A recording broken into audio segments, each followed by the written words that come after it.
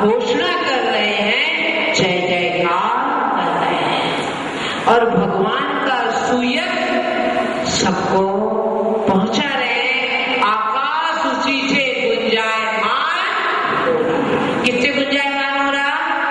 भगवान की विशद व्याख्या गुणानुवाद से। तो वह देव लोग, आपको याद होगा जयपुर में नहीं, जब कभी आप अपने छोटे गांव में जहां से आए, यदि वहां टाकीज हो तो पिक्चर की, जब नई पिक्चर लगती तो उसका ऐड कैसे होता था? है पूरे गांव माइक पे चिल्लाता, आपके यहाँ इस टाकीज में नई पिक्चर आ गई, तो आपको मालूम हो जाता था कि भाई पिक्चर बदल गई है, अब मुझे जाना है। तो मैं भी आज आपसे कह रही कि अब पिक्चर बदल दो। आप जो पिक्चर बहुत दिन से देख रहे हो, घिसी पिटी, टीवी पर कोई पिक्चर 3 बार आ जाए तो आप टीवी खोलने को तैयार नहीं है, परंतु ना मालूम क्या आकर्षण इस घिटी पिटी पिक्चर में, जो क्या हो गई, फर्स्ट दिन ही पिट गई जो पिक्चर। उस पिक्चर को देखने में बड़ा आनंद आ रहा है और भी देख रहे हैं। तो मैं कहूंगी इस पिक्चर को बंद कर दो, अब देखो कुछ नया, कि जहां वो प्राप्त हो जाए जो कभी पुराना होता नहीं है। लिखिए भावार्थ। हे भगवान, तीन लोक के प्राणियों को एकत्रित कराने वाले, तीन लोक के प्राणियों को एकत्रित कराने वाले, ब्रैकेट में लिखे आमंत्रण देने वाले,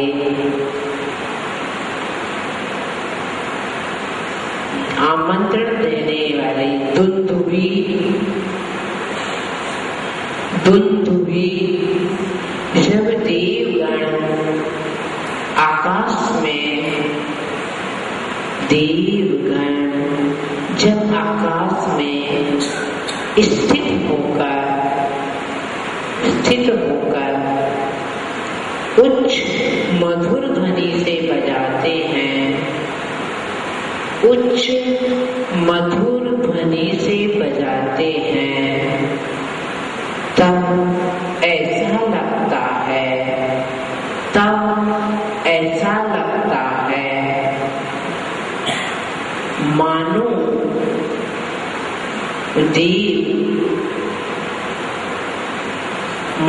देव दुंदुभी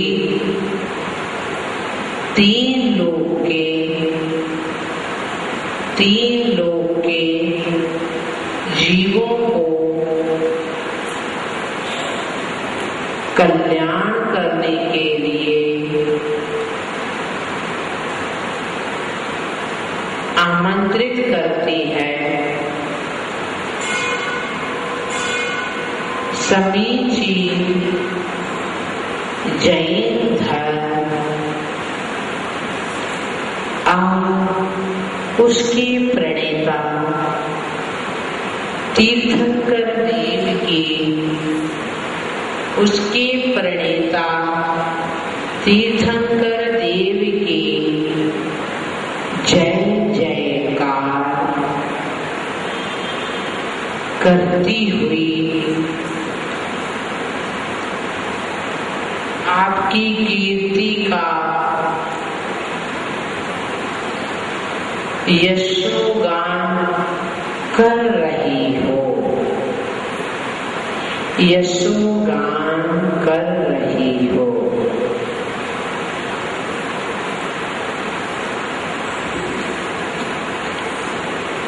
लिखें रुद्धि।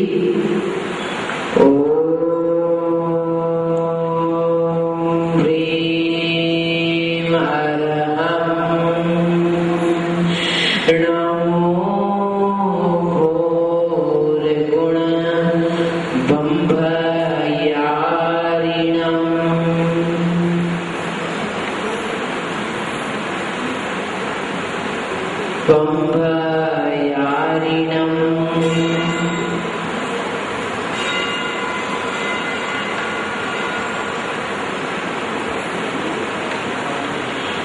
रिद्धि जाप लिखें, वही झ्रवम झ्रवम नमः स्वाहा के साथ ओम ह्रीं अरहं नमो घोर गुण बम्बयारिणम् झ्रवम झ्रवम नमः स्वाहा।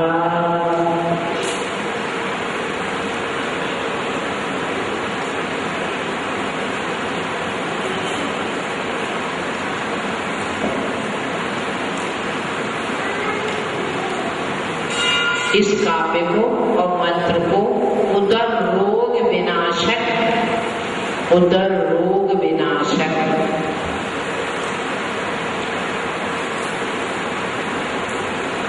अब लिखे मंत्र जाप। कौन सा लिखा है उसमें? ओम नमो राम ह्रीं रूम, यही लिखा है। हाँ, ऐसी ऋषि जो घोर रूप से ब्रह्मचर्य की साधना करते हैं, उन्हें मेरा नमन हो, उन्हें मेरा नमन हो। मंत्र लिखें,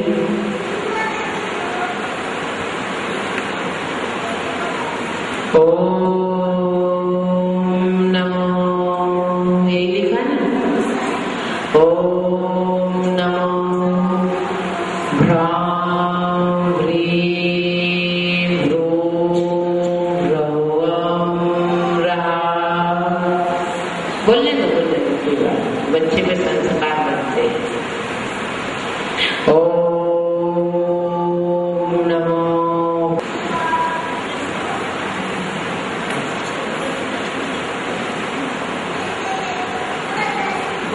एक छोटा मंत्र और है, आपको लिखना तो लिख लीजिए। सर्व सिद्धि वृद्धि वांछा पूर्ण कुरु कुरु स्वाहा। एक बार और बोल दो, सर्व सिद्धिं वृद्धिं वांछां पूर्ण कुरु कुरु स्वाहा। वांछा लिखिए विधि।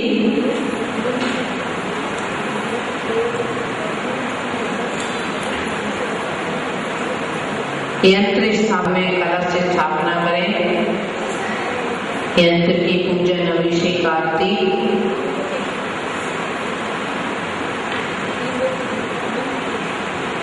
पीला आसन, पीले कपड़े, पीली माला।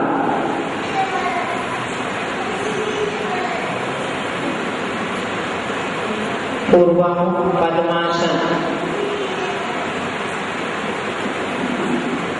पूर्वामुख पद्मासन। समय रात्रि के अंतिम पहर में।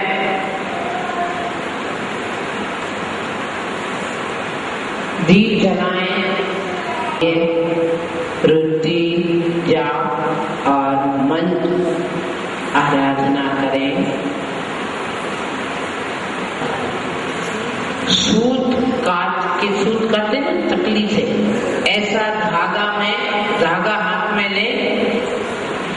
32वां काव्य रिद्धि मंत्र द्वारा 21 बार या 108 बार मंत्रित कर उस धागे को गले में बांधे, यंत्र पास में रखे। संग्रहणी है ना, भोजन करते ही तुरंत निहार की बाधा हो जाती है। वो आदि उदर की सभी पीड़ाएं दूर होती है। पेट संबंधी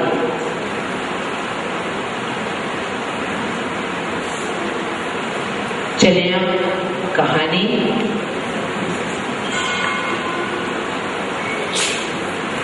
कौन सी है? नंबर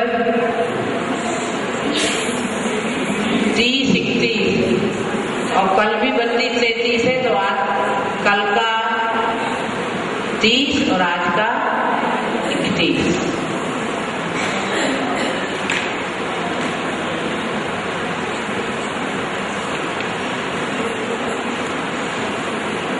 श्रीपुर नाम का नगर था। राजा रिपुपाल था। 4 रानियां थी, धर्मज्ञ थी। उनकी यहाँ एक ग्वाला समझते है ना, गाय को चराने वाला। ग्वाला कहाँ जाएगा? रोज जंगल में। एक दिगंबर मुनि महाराज के दर्शन हुए उसे। ग्वाले ने भक्ति भाव से मुनिराज की वैयाव्रति की। क्या की? वैयाव्रति। और फिर मुनि महाराज को अपनी पीड़ा बताई कि मैं दरिद्र क्यों हूं,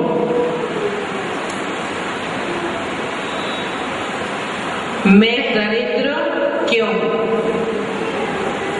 तब महाराज कहा कि पूर्व पाप कर्म का उदय है तो घर में रखी हुई वस्तु भी आपको नहीं मिलती।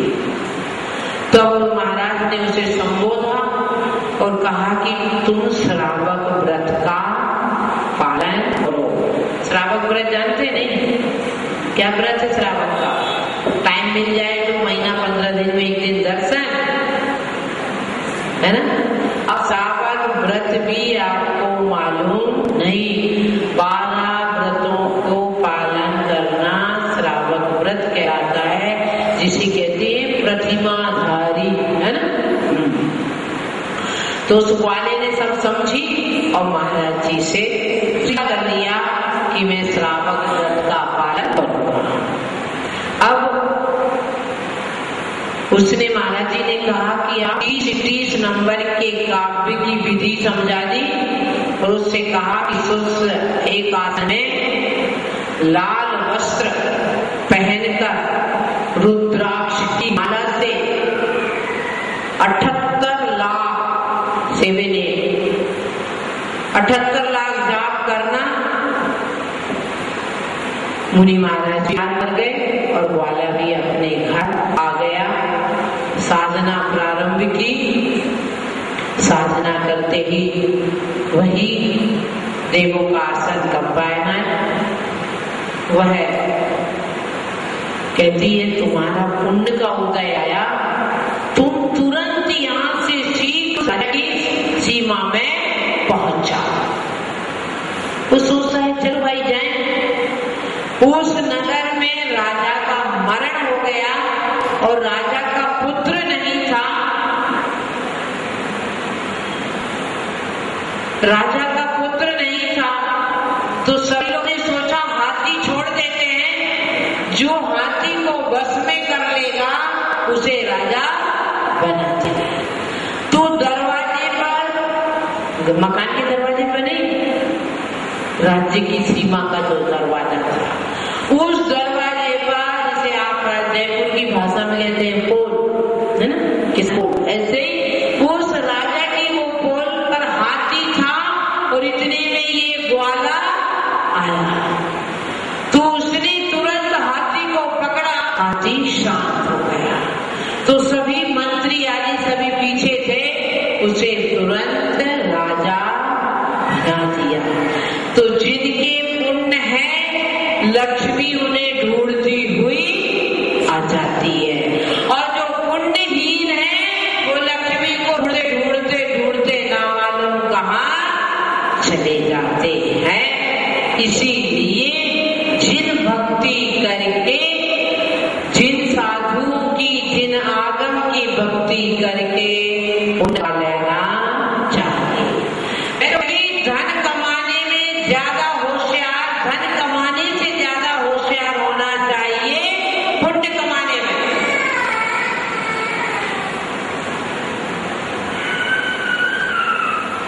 पुण्य कमाने से ज्यादा होशियार है, धन कमाने से ज्यादा होशियार होना चाहिए पुण्य कमाने में। क्यों? पुण्य है तो लक्ष्मी दौड़ी दौड़ी आती है, और जब पुण्य हीन हो जाता है तो लक्ष्मी पीठ दिखाकर चली जाती है। समय नहीं है फिर भी आपका समय चुराते हैं। एक बार एक राजा ने मेला लगाया और उसने नियम अनाउंस कराया कि जो भी सामान बचेगा कोई नहीं खरीदेगा तो मैं खरीदूंगा। तो सब लोग अपनी दुकान लेके आ गए, आप भी चले जाओगे, कीर्तिनगर वाले भी चले जाएंगे शायद। अब पूरा मेरा चला, दिन भर सब सामान बिक गया, पर एक चीज नहीं बिकी। क्या? शनिचर की मूर्ति, शनिदेव की। और खरीदेगा अपने घर में, कौन लाएगा शनिदेव को? अब राजा ने, राजा तो वचनबद्ध था और मूर्ति खरीद ली। सभी मंत्रियों ने बहुत कहा राजा ने, ये तो विनाश का काम है। राजा ने कहा मैं तो वचनबद्ध हूं। अब जैसे शनि की मूर्ति आई, लक्ष्मी तुरंत जाने लगी। कहा जाओ, कोई बात नहीं। फिर थोड़ी देर में धर्म जाने लगा, उनका जाओ, कोई बात नहीं। अब इतने में सत्य जाने लगा। सत्य, राजा ने हाथ पकड़ लिया, खबरदार तुम नहीं जा सकते, तुम्हारे पालन के लिए तो मैंने लक्ष्मी का त्याग किया, तुम कैसे जा सकते हो? तो उसने कहा ठीक है बात, मैं नहीं जाऊंगा। लक्ष्मी भी दरवाजे के बाजू में चुपचाप खड़ी थी कि कब है, मैं आई कम इन सर। तो जैसे सत्य वहीं रुक गया, वहीं धर्म रुक गया, तो लक्ष्मी गिड़गिड़ाने लगी, राजा साहब प्रवेश। राजा ने कहा अपनी इच्छा से गई हो, अपनी इच्छा से।